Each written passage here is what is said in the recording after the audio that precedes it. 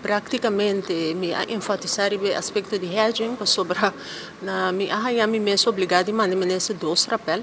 Anto dia 28 último mi contesta não foi de sua persona, pero praticamente se é nota compreende e pergunta of ela contesta sem pone correlação com a pergunta que ela guarda assim.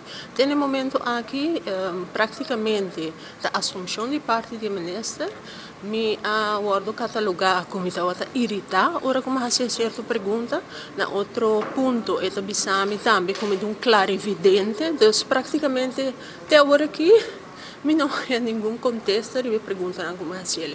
Mi tá ele algo muito grave, Marco, posso para nós turta botar for de dezembro 2021 acaba com hedging lo a caducar, então me dá aí conosco 3 lunas leu e tem momento aqui não hedge.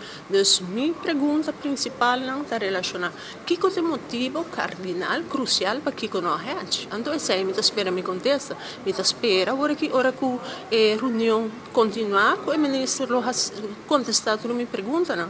Passou se não ora bem vraagpunten, me não sabe onde para me começar.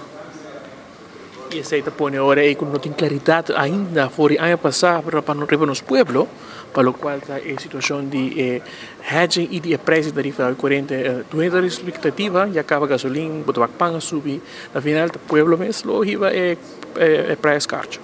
O ministro coisa la avisa que por lo pronto o preço ao corrente não vai aumentar, mientras está aqui porque está cargado de companhia estatal. Por lo pronto, por um luna, por lo pronto, por um semana, depois não tem margem de tempo. E Marco não tem que solamente aumento, que vai significar peso aún mais de carteira de um cidadão, não? Mas uma vez que ao corrente sube, cada bom comerciante, não? Também incorporar o preço que no final do dia o consumidor tem que pagar.